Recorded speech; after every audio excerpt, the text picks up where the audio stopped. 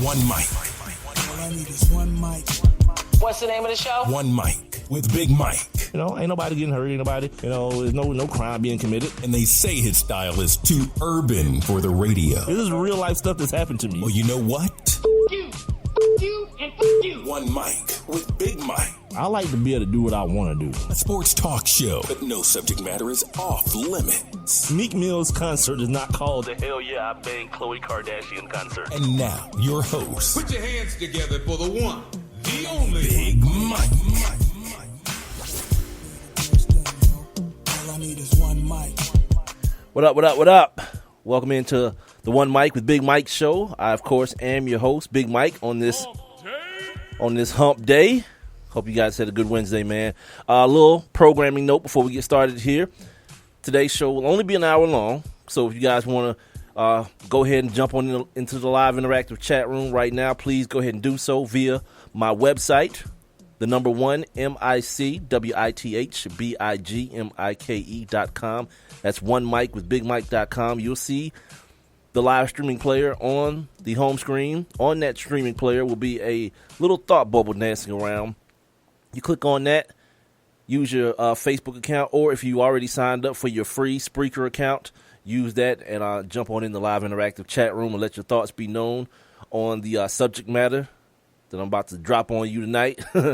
Also, no, we're not going to do our daily feature tonight on this day. We're not going to do that. I got to get up out of here, man. I got to go meet the old lady in Nashville. So when the show's over, I got to get my crap together, man, and hit the road. So I decided I did have some stuff I wanted to say today. A lot of stuff, as a matter of fact. I could have actually done the whole show, but I'm gonna abbreviate it. Hit you guys with the more poignant things, I think, and the more and the things that might resonate a little bit more. Also, make sure you guys download, if you haven't already, the TuneIn and the iTunes apps. That way you can get the show. If you don't get a chance to hear the entire show, if you're wondering about something previously, you want to check out a show previously or previous interviews that I've done, you can go and get them from TuneIn and iTunes, as well as my website and the Spreaker app. That's SPREAKER.com, Spreaker app. All right, moving right along, because we got to jump on into this hump day edition of the One Mic with Big Mike show. The playoffs, the Final Four has started for the NBA, so we're going to definitely get that stuff and get that popping.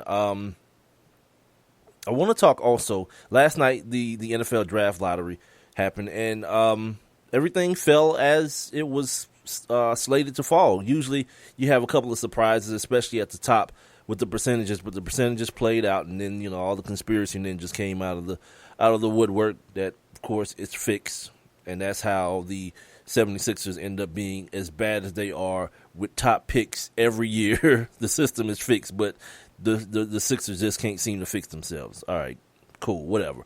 Slow time in the world of the NFL, so they're making up stories or creating stories where really there are none, and I'll talk about that in a little bit. And just an update on what happened between the Texas Rangers and the Toronto Blue Jays. Odor knocking out Bautista. He knocked him out. He knocked the hell out of him.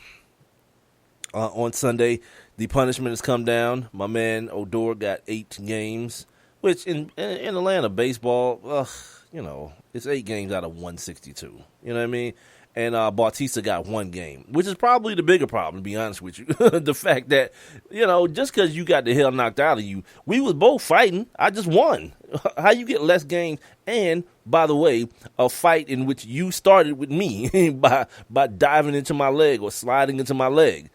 Yeah, I mean, if I was the kid Odor, I might be a little bit salty about that end of things, but in the end, it's baseball. Whatever. Nothing seems to ever have to make sense anyway in baseball, so why this?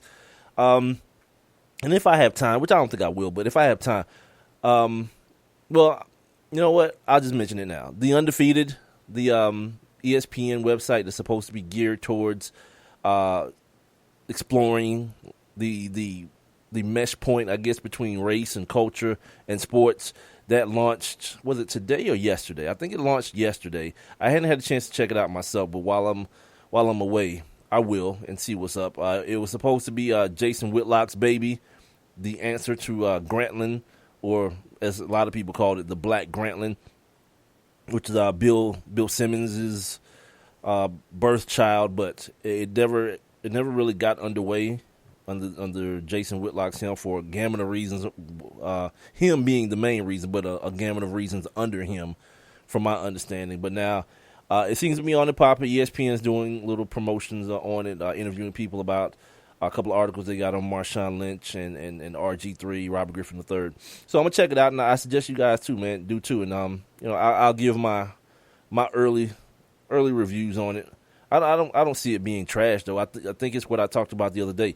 ESPN kind of making that turn a little bit, that slow, gradual turn out of this whole idiot box embrace debate thing, and kind of bringing some intellectualism back to the world of sports. And I'm all for that, man. I'm all for making sports fans smarter, man, and not selling people short because you feel as though they can't handle it. I wish you guys could hear some of the things that get said about y'all, as like sports talk listeners and viewers and things of that nature. Like some of the conversations that happen behind the scenes when people are prepping for shows and just deciding on what they're going to talk about, you'd be surprised, man. You honestly be surprised, or maybe you wouldn't, but it's not good. Inevitably, it's not good. So yeah. Let's jump into first and foremost the NBA playoffs. Once I got off the air on Monday, the OKC Golden State Warriors game was about to jump off. So, a day has passed. They're about to play again tonight. And in case you guys weren't paying attention, Oklahoma City won. I think 108 to 102. They won in a close game, man. In a game in which the Golden State Warriors were up at half by 13. Steph had just hit a bomb at the end of the half, and it looked to be, business as usual for the Golden State Warriors playing at home in front of, their Oracle Arena crowd. But as I just mentioned, by giving up the final score, it didn't end up that way. And there's a gamut of reasons of why it didn't, man. And I'll say this first and foremost, man. This is what it should be. You know what I mean? Like, as a basketball fan, I think some people peg me as, like, some sort of Golden State Warriors fan or whatever. No, not me.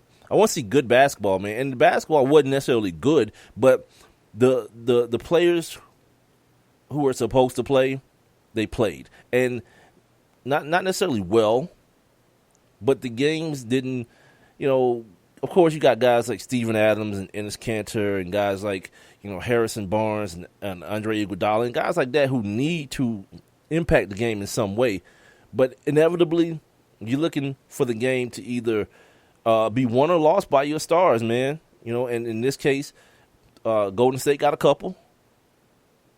OKC got a couple. They got, two guys who, two scoring champions. One of them was an MVP a couple years ago. They've seen their share of playoff basketball. They've seen their share of Western Conference Finals.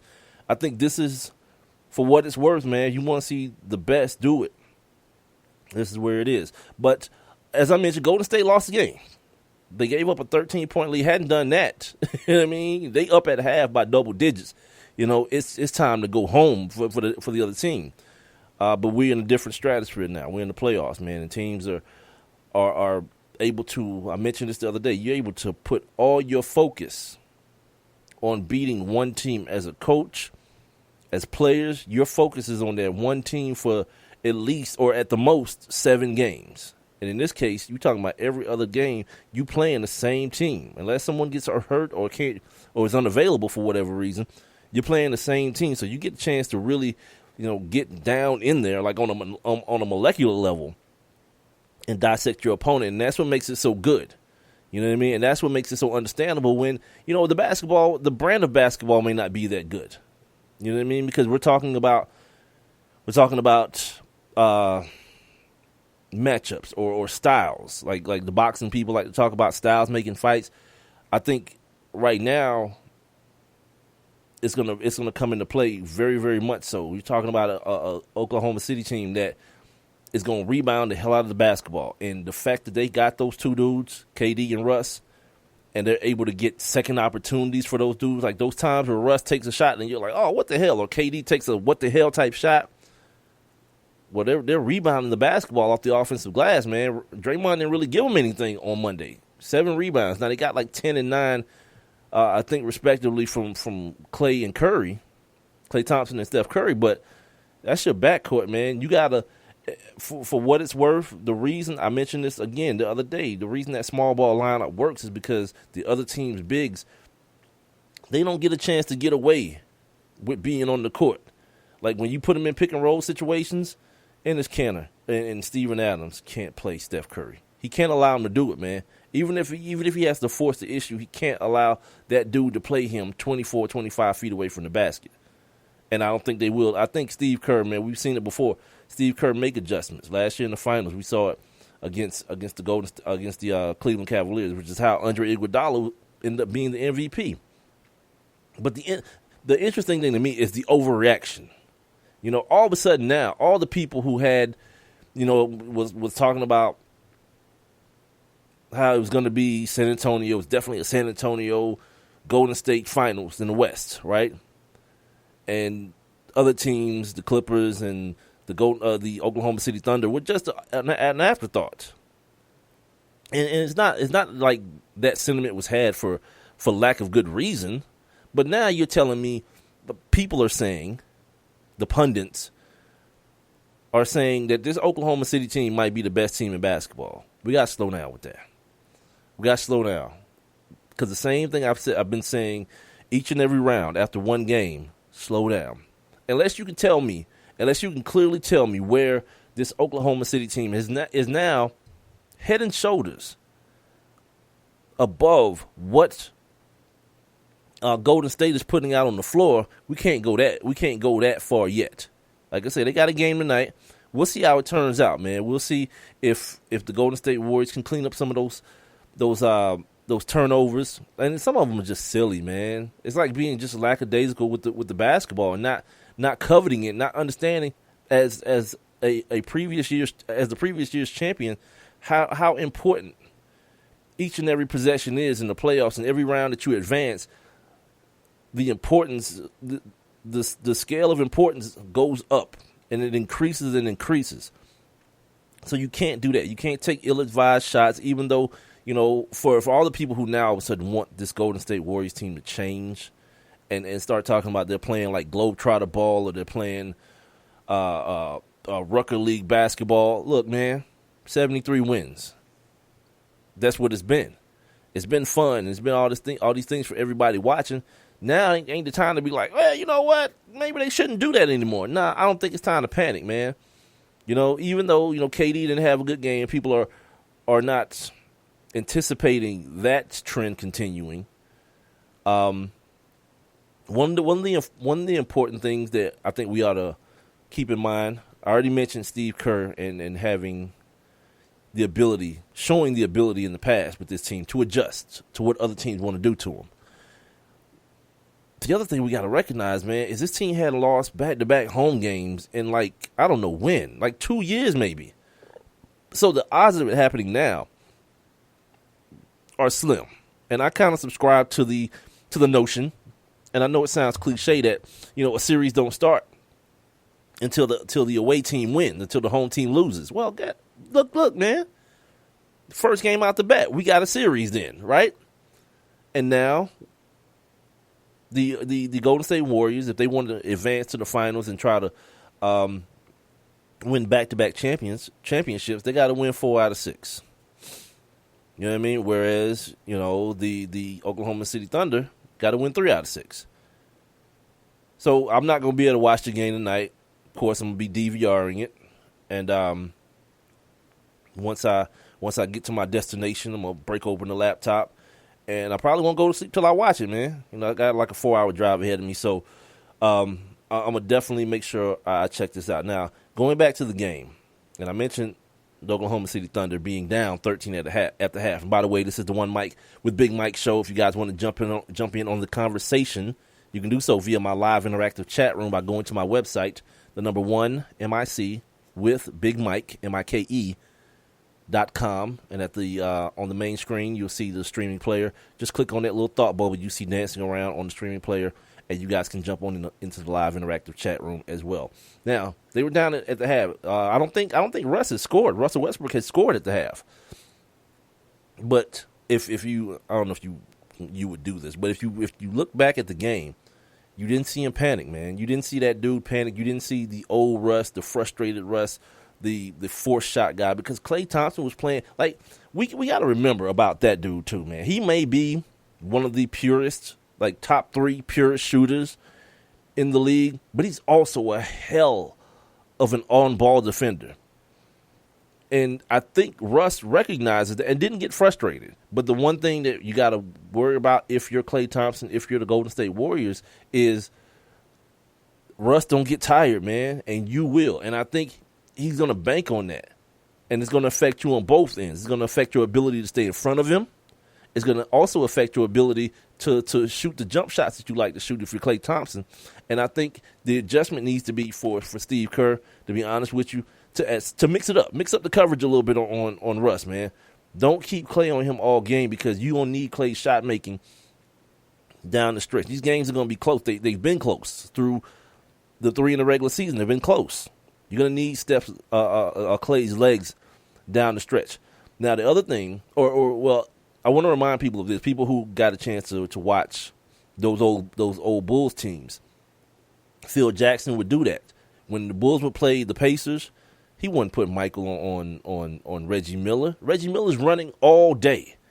Like, the last thing you want to do is put the best player in the world on that.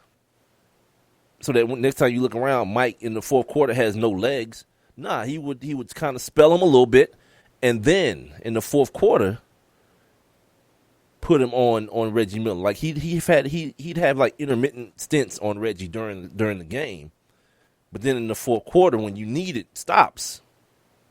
Then you put your best defender on their best player. Moving forward now. So Russ, I mentioned not getting frustrated, and then second half came. They down 13, and Russ just took his time. Got a couple easy baskets, got to the free throw line, those type of things, and you saw a little bit of that life, that thing that he brings to that team, man. For all the people who've always wanted to be like, you know, he needs to change, he needs to slow down, he needs to do all this kind of stuff. Nah, I understand the control part, but play that game, man, because for whatever it's worth, man, that team needs him at times to be who he is. Now, at times, you know, it could be a detriment, yeah. But for what it's worth and for what that team has been able to accomplish with him at the helm, you know, he ain't Kevin Durant, but, you know, Kevin Durant has his place as well. I'm not mad, and I never have been, and that's why I'm kind of glad to see what's happening now, to be honest with you.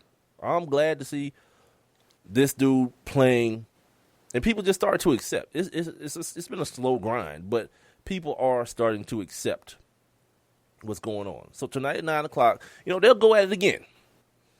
And you're getting real point guard matchup, man. You're getting Steph Curry, and then Steph is, you know, we still got to have a little bit of in the back of your mind if you're a fan watching. You got to think about Steph and his knee. He said already that, you know, it's not any better, but it's not any worse, and he still feels the pain. But you know, with a guy who is so regimented in what he does and shooting the basketball, I heard Rachel Nichols talk about this earlier, man. Like, is it even in the slightest way affecting, you know, him shooting? She pointed out a play where he had Steven Adams out there on him, and instead of, you know, like every time I see that happen in my living room or wherever I'm watching in the house, every time I see a big out there, I immediately holler the same thing. It's like almost reflex. Let's dance, homeboy. You know what I mean? Because I know it's about to happen. You know, he even talked about it on the Inside the NBA show with Charles and Shaq and them. He told Shaq, like, what you call it? Like, what is barbecue chicken? Yeah, he knows those dudes ain't got no business playing him. And so to pass the ball to Draymond in that situation and get a long three that missed, that's a wasted possession. It might as well be a turnover. Speaking of turnovers, we got to talk about 17 seconds left, right? Russ, like, they do this thing, man, where Steve Kerr won't automatically foul you. They did it in the last game. Was the last game of the regular season that they played each other, where they trapped Kevin Durant and got him to throw the ball away. I think that's the same game that led to the Steph Curry like bomb, the double bang by Mike Breen, right?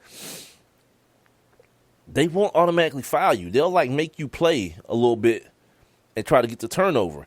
And from the look of everything, and from this 2-minute report that the NBA puts out on the referees, they actually accomplished what they set out to accomplish. Russell Westbrook, he traveled at the end of the game. He was out of control and he traveled. It wasn't called. They actually granted him a timeout following the travel, and the NBA admitted it today. Which, by the way, that whole 2-minute report thing, I understand why. You know what I mean? But my nature is not to be reactive because people think I should be. You know what I mean? And that's what the NBA is. That's what the NFL definitely is.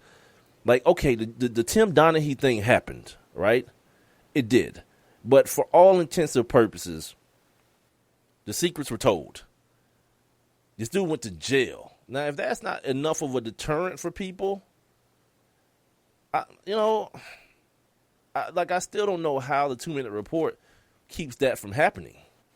If somebody wanted to affect again, because you're still not telling us about the other, 6 minutes of the game. You're not telling us about the other minutes when calls go awry.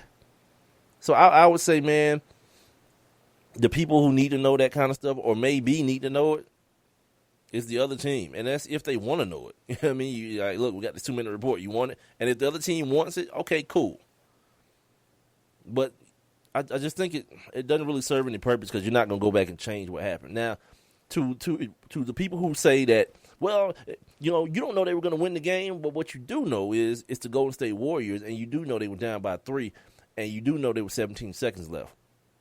If they call it travel, they have the basketball. So if you're giving me betting odds, not if they're going to win the game, but if they can get the shot they want from the guy they want to shoot it, I'll take that bet, and I'm sure they would too.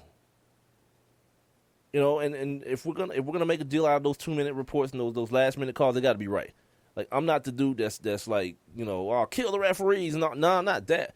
But do your gig, man. Do your gig, man. Just as simple as that. And then for the people who talk about, well, the NBA doesn't call traveling. Wait a minute. We're not talking about a situation that has no, like the dude that, we've seen videos of guys like Lebron, the ball gets inbounded to him, and he takes like 4 steps before the first time he dribbles. Well, that's not affecting anything. Like, no one's guarding him. It's just like a lapse of judgment. Yeah, you play on in that situation. Don't be an idiot. Don't be the guy who wants to stop the game and make every correct call. No, but in this situation, and if you think the NBA and playing or reffing the NBA isn't a situational thing, you're fooling yourself. It's just like in the San Antonio series when Kawhi Leonard fouled Russell Westbrook. You know what's about to happen, B. You know what's about to happen, my man. And the fact that he made the attempt to fight. This isn't like what I talked about with Golden State. How they'll play it out for a minute. When they trap KD, hands were in the air, man. Hands were in the air. With yesterday, or I should say Monday, with Klay Thompson, he was just running alongside him.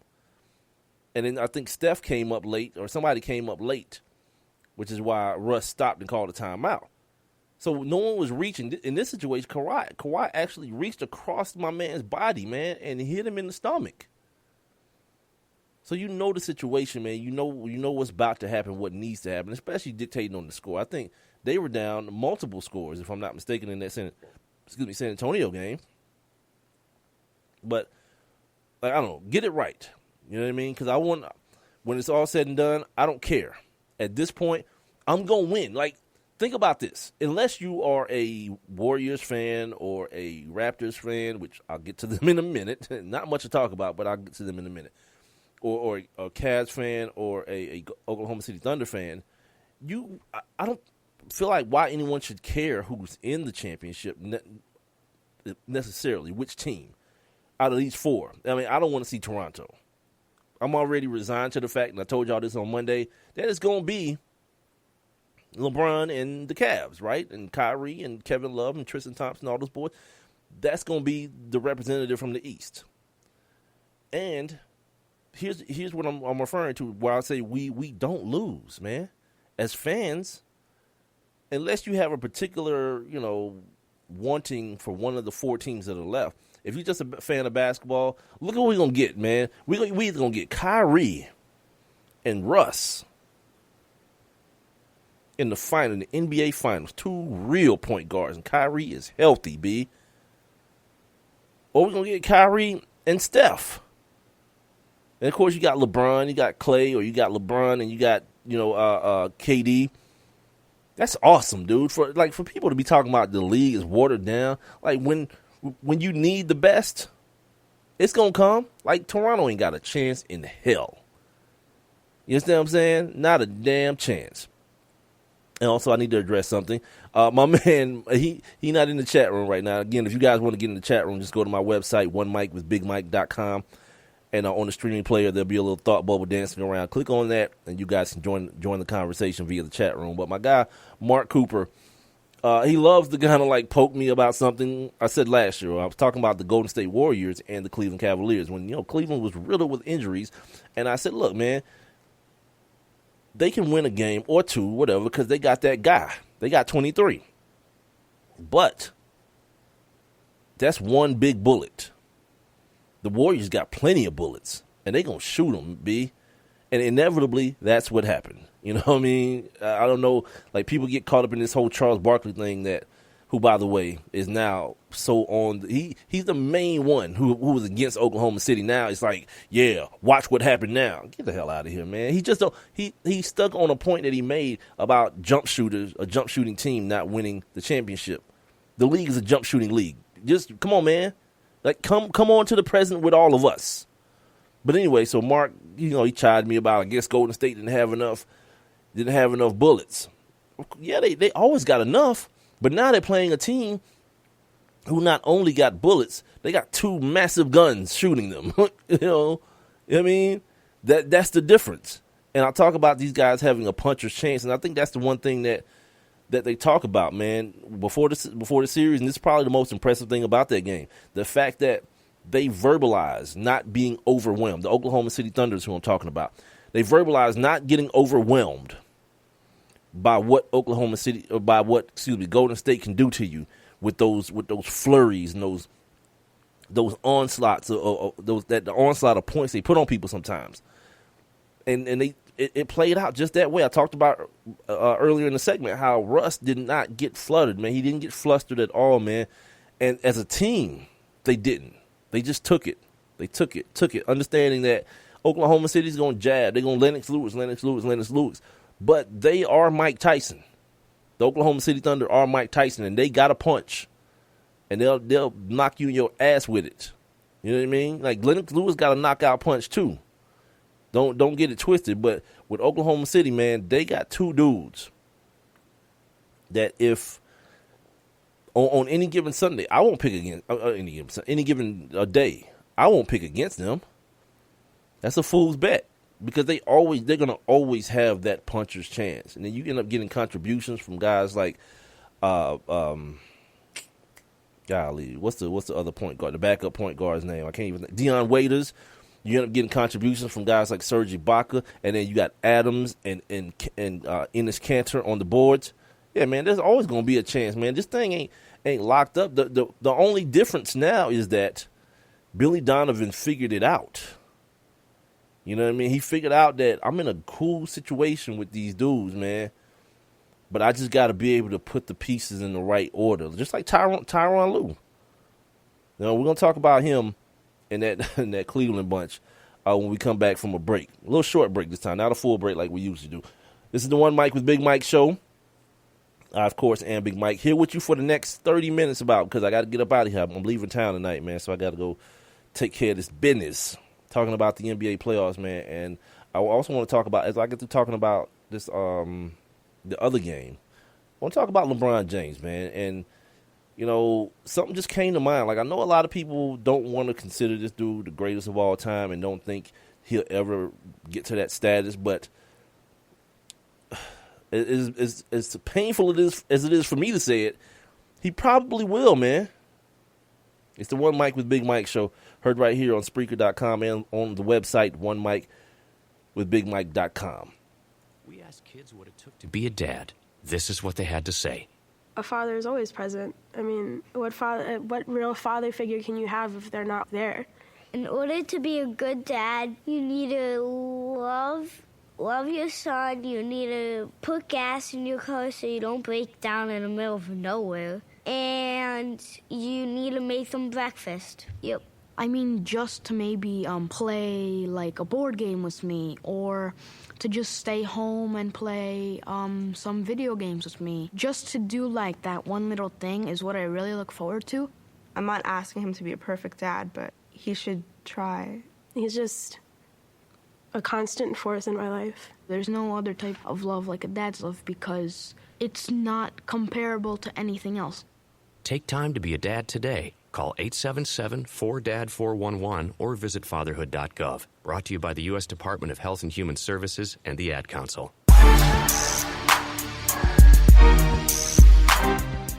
Yep. Welcome back to the show. Told y'all it's gonna be a short break, man.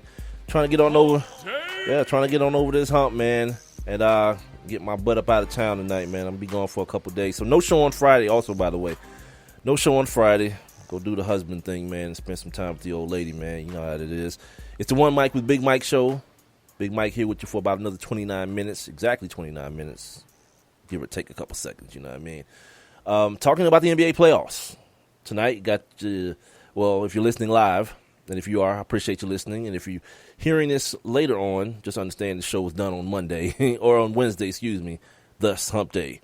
If you guys want to join the live interactive chat room, you still got a bunch of time to get in, man. Just go to my website, onemikewithbigmike.com. That's MICWITHBIGMIKE.com.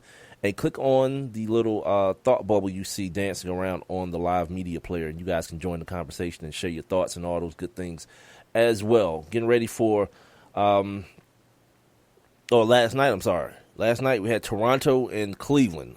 Oh, my God. Woo, man.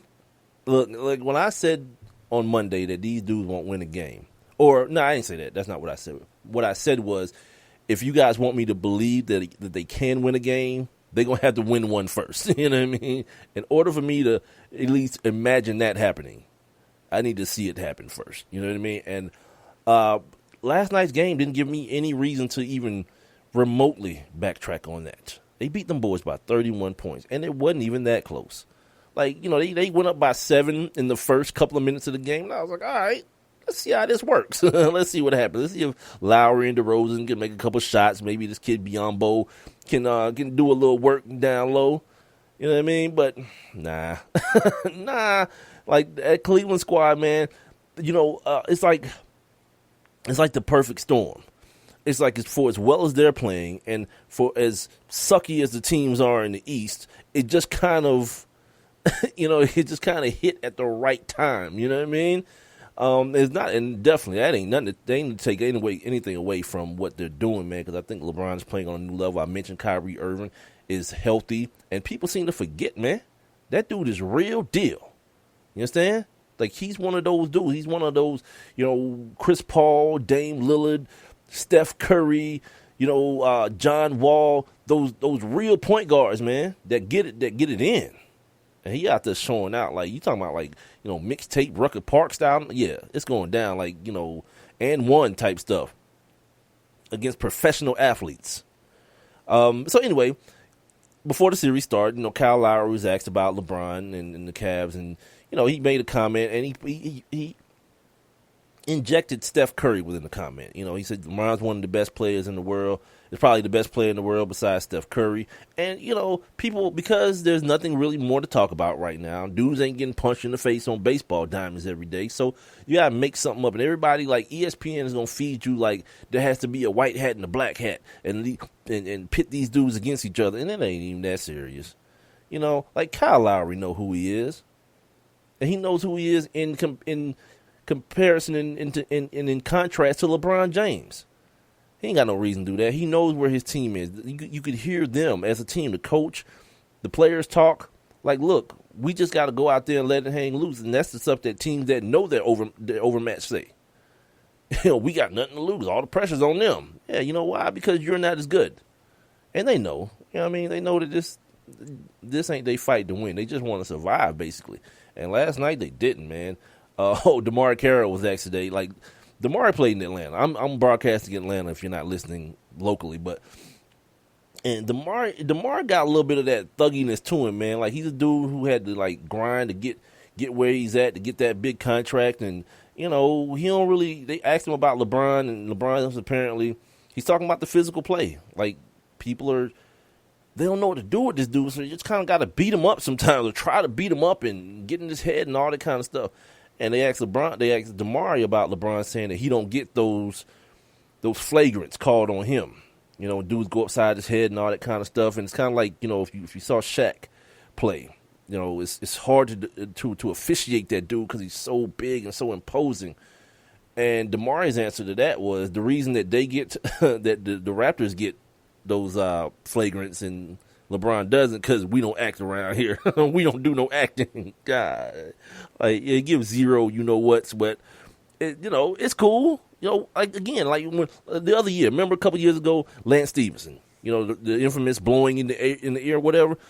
I remember I was working here at a local sports radio station here in Atlanta, and I went to work, and people, oh, he's an idiot. I was like, what does Lance Stevenson have to lose? You know what I mean? Like he is severely overmatched. Let's play the mind game. Let's do the Dennis Rodman, play the mental game, and see if that works. He ain't got nothing to lose. The people took it to the next level. It's disrespectful and all that. The dude was trying to win ball games, man. You know what I mean? And at the end of the day, it didn't work, and it ain't gonna work in this series either. I do want to mention one thing though. You know, for what's happening with the Cavs, or the reason I think they're playing the Toronto Raptors, the injury to Hassan Whiteside, man. I think that really made the Miami Heat become a team that they're not. You know, to play a little bit smaller. You're used to playing defense, understanding that you got a wall behind you. You know what I mean? Like if you get beat, it's all good. Your man's going to either affect the shot or block it. Whiteside, I mean.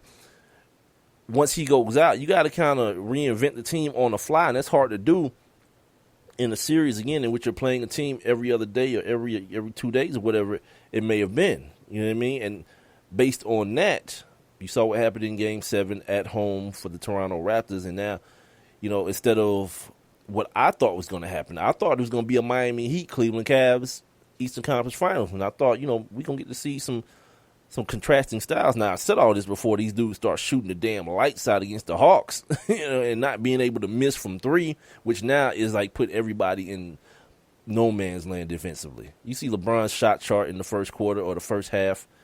You know, he might as well have been in a layup line. Every shot was like 1.5 feet from the goal. Come on, B. Like, at least, like, be a professional. You know what I mean? Do that. And this is the thought that I had earlier today, too, man. I had this thought earlier. After I had the Whiteside thought, I was like, what if LeBron got injured? Because, you know, he's talking about taking a bunch of hard hits. But what if he got injured? Would that give, what kind of chance would Toronto give? Like, I didn't even go to the point of asking myself the question, could they then win the series? Because I still think they can't. I still think if you give them, you know, Kyle Lowry and DeMar DeRozan, and you give me, you know, JR, and you give me Kyrie, and you give me Kevin Love, even without LeBron, I think it's still a wrap. I think they may win 2 games, but I think the series is still a wrap. Now, of course, I'm the last person that want LeBron James to get hurt. Like, I always want to see the best on the court. Like, that happens, that's going to ruin my experience. So, no. And if you're listening and you're one of those people like, oh, you can't knock on wood. I don't believe in that foolishness. You know, people say, I don't wish anything bad on him. Okay, so if you did, what would happen? Like, I wish he died. You think he's going to die because you wished it? That's some of the stupid stuff we do as people. You know what I mean? Like, I don't wish anything bad on him, but, like, what if you did, though? You know what I mean? It's really not going to happen. Are you a sorcerer? Probably not. Those people don't exist either. So, yeah. This Eastern Conference situation can't be over fast enough for me. You know what I mean? Get on to it, man. Let these dudes be healthy this year. And if it's Golden State, I'm good. You know what I mean? It's a chance to see a rematch. of what people said last year. You know, everybody last year was like, man, if it wasn't if LeBron, they won 2 games without anybody last year. You know, Kyrie broke that kneecap in the first game, and he was working. He was doing work before he broke the kneecap. So now we get to see everybody full strength. Let's ride. And if not, whatever. We take it back a few years. You know, different team for LeBron, of course. He's not on Miami anymore, but it's still LeBron standing in the way of Kevin Durant getting the championship ring, and we'll see who comes out in that matchup. I don't lose. As a fan, I don't lose, and I'm good with everything. I can't wait to watch these games, not the Eastern Conference games, by the way. I can't wait to watch these games, man, these Western Conference Finals games, man, just to see, you know, how it plays out. You know, I'm not a fan of hearing all the crazy stupidness that comes out of it, you know, like, look at that, they won 73 games, and look now. Well, ish happens, man.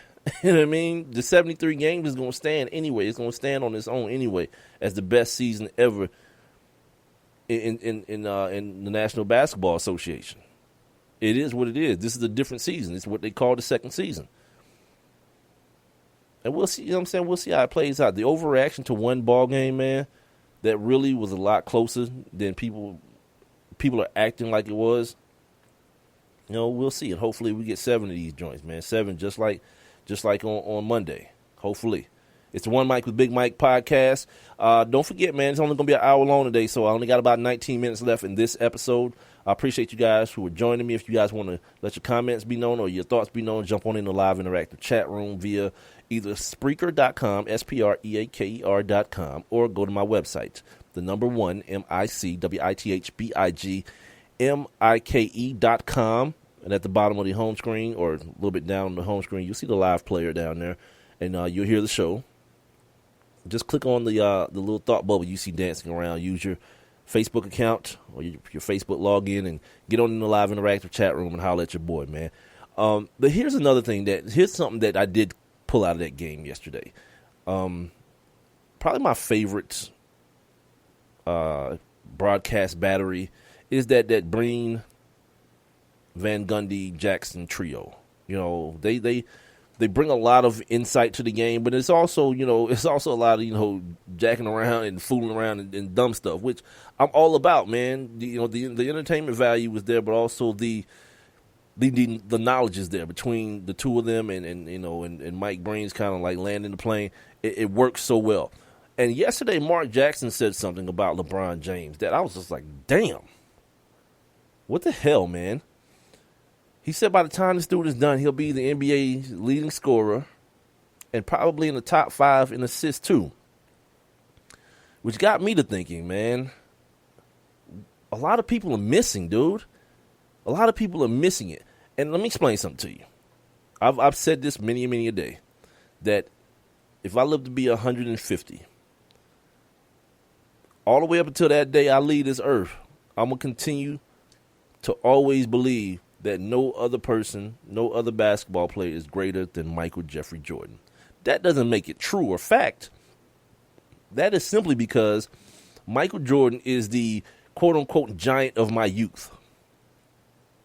You know, so I still, it's a part of, it's a time in life where things, you could perceive things as being bigger than they were because there was no, first of all, there was no crying Jordan meme. That didn't exist. There was no internet. There was no social media, of course, because there was no internet. So the people were given, as consumers, what the people who were giving it wanted you to have. And Michael Jordan was a giant. You know, he was everything to everyone, everywhere. You know what I mean? There were no chinks in the armor. No one said anything disparaging about Michael Jordan because everyone wanted access too. And he had a way that he controlled his narrative, and he controlled his image, and he controlled the message that got out about him. Now later on in life, we found out a bunch of like wild stuff about Mike. You know what I mean? Like later on, it didn't matter anymore. He was done playing ball.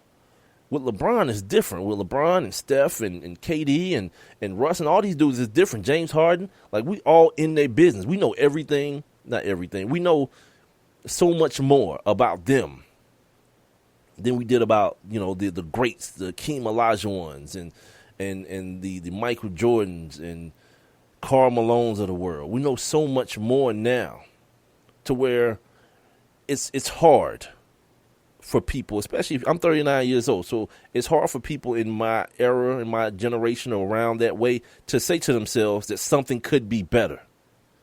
You know what I mean? You hear old dudes all the time talk about how Jim Brown's the best running back ever in the league. And that's, no.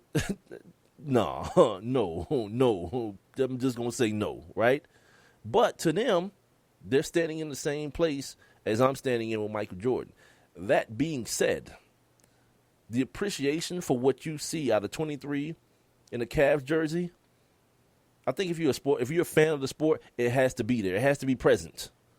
You know what I mean? Like all that stuff. Oh, he's a crybaby. Oh, look what he did. He left Cleveland. He had to go play with a star and all this kind of stuff. Whatever, man. Oh, look, he only got 2 championships. Come on, man. Don't act like it's easy to do. Because if it was, Charles Barkley would have one. So would Patrick Ewing. So would Karl Malone. Some of those great players would have championship rings if it was that easy. John Stockton. You feel me? But it's not. And he got 2 of them, back to back. Stop listening to Tracy McGrady tell you how watered down the league is. No, the league is very competitive. But the fact is, man, this dude is doing like some of that Buffalo Bills type stuff. And just like with the Bills, man, even today, I still think people don't appreciate what they were able to do, man. People keep saying they lost 4 straight Super Bowls, which is fact. But the other fact is that they won 4 straight AFC championships. I remember talking to Thurman Thomas some years ago. And that's one of the first things I said to him, man. Like, as an adult, I grew to appreciate and see how hard that is, man, to run that gauntlet every year for 4 straight years. And then you get into a one-game and you're out situation. Hey, things happen, man. Kicks go left.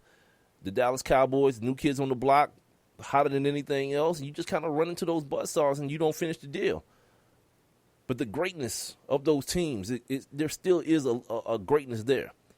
And when it comes to LeBron James, many people might not want to hear this, man. You know, for whatever reason, man. Like, if you ain't from Cleveland, not even if you're from Cleveland, you happy again. So really, no one should be mad about the decision anymore. No one. Like, get that off your table, man, and appreciate greatness when you see it. So anyway, hearing Mark Jackson say that, I was like, damn.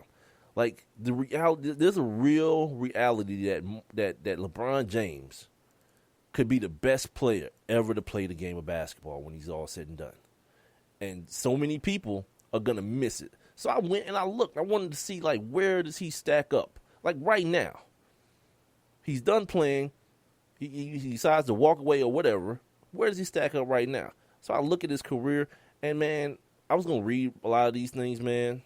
And I still might, you know what I mean? Because it's so outstanding. Like, everything says only player.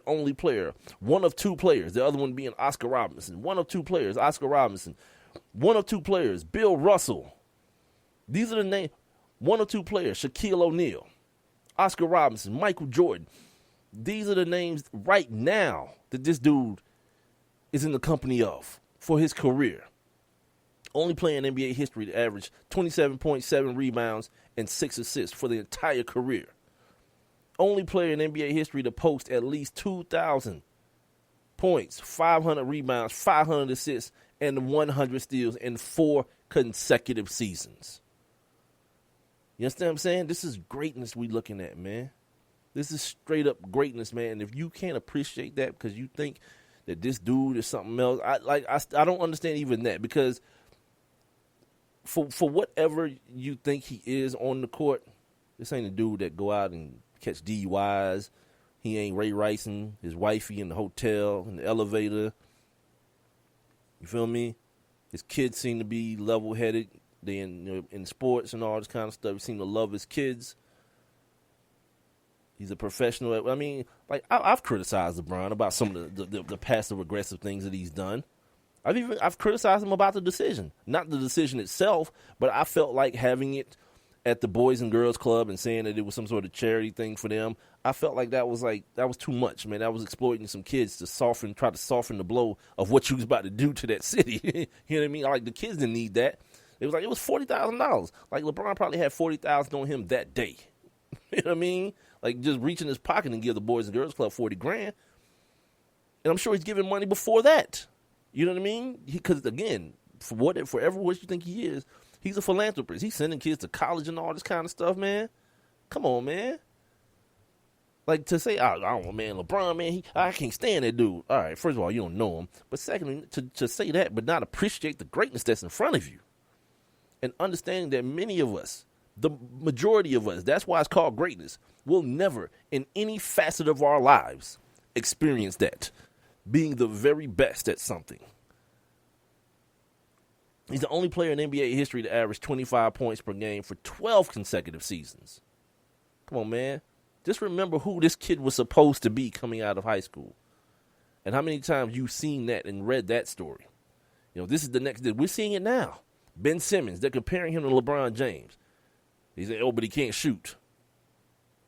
This kid out of Duke, Brandon Ingram. He's Kevin Durant. You know what I'm going to say right quick about that before I get back on this LeBron stuff? I'm going to tell you some of his playoff highlights as well. This Ben Simmons thing, and I'm going to have my dude Deshaun Tate on next week. He works here locally for the CBS affiliate in sports. And I want to talk to him about some of these kids because everyone's talking about Ben Simmons is ready now. Ben Simmons is ready now. This kid, Brandon Ingram, he's so skinny and scrawny and whatever. He's like Kevin Durant. And I remember when Kevin Durant and Greg Oden were coming out of, where were they? It was Texas, and where did Greg Oden come from? Ohio State, right? And at that point, I was like I am now. I didn't watch a lot of college basketball. I knew both of those dudes were some of the better players, you know, in college basketball, but I didn't know a lot. And everybody got stuck on this whole, you know, this dude is 6'11" to 10. He can't do 185 one time. And I was like, but I've seen him shoot the basketball. He can shoot his ass off. Because now everybody wants to look back and tell you how stupid Portland was. But a lot of people were against the Kevin Durant thing. Like, I wasn't necessarily for it because I didn't have enough information to be all the way in on it. But I was like, he does one thing. He shoots the basketball. And at that time, the league was already starting to transition out of transition to positionless basketball. So the whole idea of him being, you know, somebody's going to dominate him in the post and all this kind of stuff. You still worried about that? Who's worrying about that right now? He get buckets, man. If you listen to the show enough, you know that's my criteria for great basketball. Just get buckets because that's what the game is. There's a lot of stuff, intrinsic stuff within it, but at the end of the day, it's about getting buckets, man. And a lot of them. That's why tonight this game is going to be awesome. But anyway, getting back to LeBron.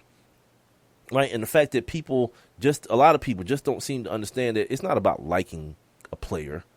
You know what I mean? In order to appreciate the greatness, it's like Kobe Bryant. All y'all wanted to act like Kobe was this great dude when he said he was leaving. Nah, he probably ain't a great dude. And this is a dude who is in his HBO documentary. He admitted as such. He's like, yeah, I can't be a good friend and a great basketball player.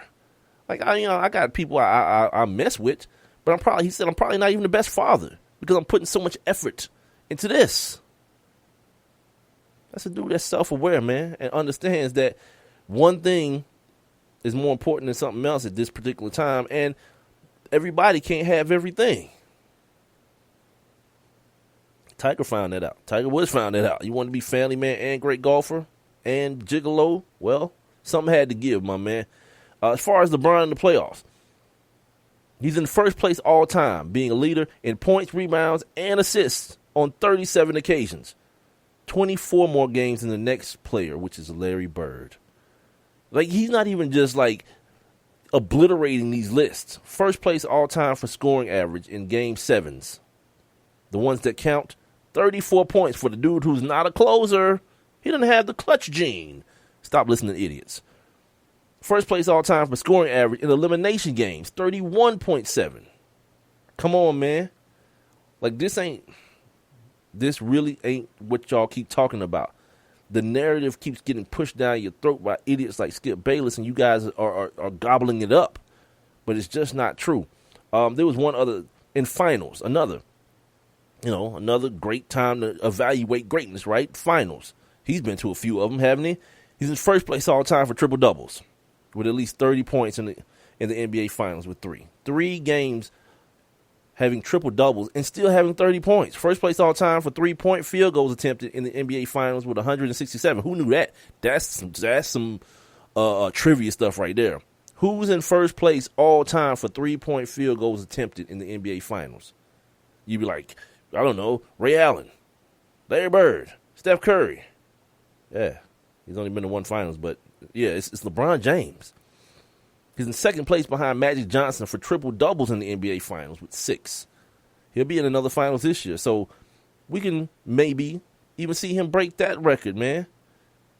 He's tied for second place for 3-point field goals made in the NBA Finals with 55. Ray Allen and Robert Horry are the other 2 names. Come on, man.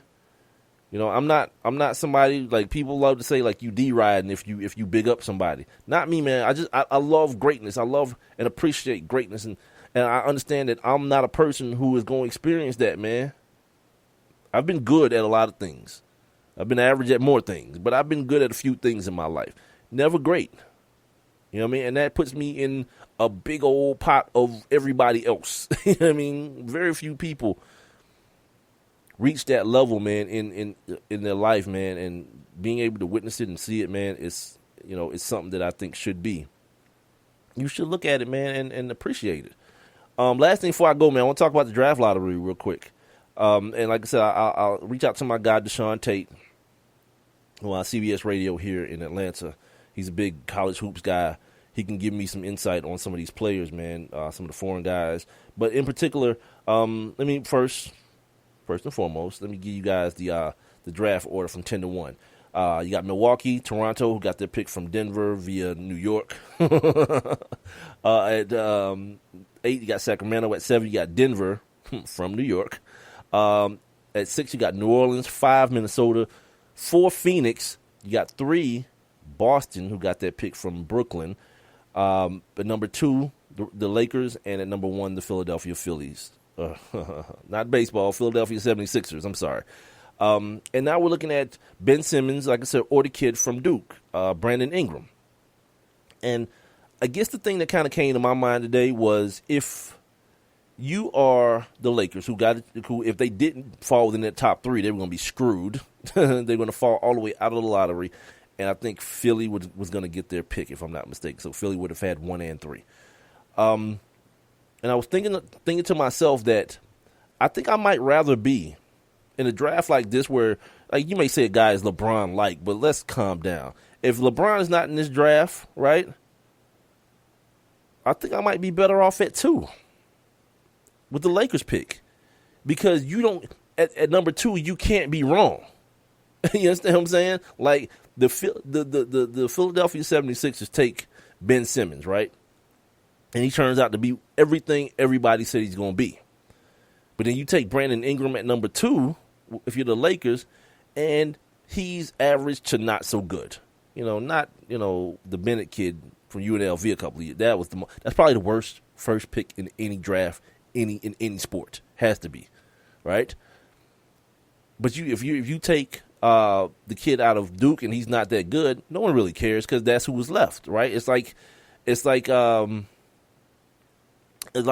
should be with Greg Oden and Kevin Durant. Like, Greg Oden was that dude, man. And Kevin Durant had a bunch of questions. It just turned out, well, Kevin Durant is a boss, and he get plenty of buckets, and Greg Oden couldn't stay healthy.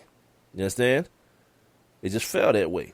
But if you're the first pick, and everyone is saying that you should pick Ben Simmons, and you kind of get cute, and you take the kid out of Duke, and Ben Simmons, again, ends up being that guy, and you end up with an average player to bad player at 1, you're screwed. You know what I mean? I mean, not really screwed, but people. That's what people are going to be talking about. If you miss on your pick, if you're the Lakers, it's whatever. That's the pick you had to pick. There is no thinking in it anymore. Somebody's going to get 1, you get the other guy. Jameis Winston, Marcus Mariota. You know what I mean? It's going to fall that way. Anyway, man, I'm about to go hit the road, man. I'm going to go pack my stuff up, get some stuff in order here, and I'm going to hit the road. I'm going to hit 75 and take my butt to Nashville, man. So if y'all listening to Nashville, holler at me if you hear me, man. You probably won't, but, whatever. Appreciate you guys for joining me for this abbreviated episode of the One Mic with Big Mike show. You can catch it if you caught the end and didn't catch the beginning, or vice versa. If you want to share it with somebody else, I do appreciate you guys doing that. Tell them to go to my website, man. They can get all the archived episodes there. OneMicWithBigMike.com. That is the number 1 MIC. WITHBIGMIKE.com. Or you guys can check it out on iTunes or TuneIn or YouTube. You guys can also go to the Spreaker site, which is where this show is being broadcasted from. Spreaker, SPREAKER.com. And, of course, they have an app for all of your mobile devices. I'll see you guys on Monday, man. No show on Friday. I'll still be going. So, or, you know what? Put a fork in that. There may be a show on Friday, man. You guys I'll keep everybody posted. Make sure you guys are following me on Twitter and Instagram. One Mic with Big Mike. Facebook, ONEMICWITHBIGMIKE. You guys have a great rest of your weekend, man. If I don't talk to you, be safe out there.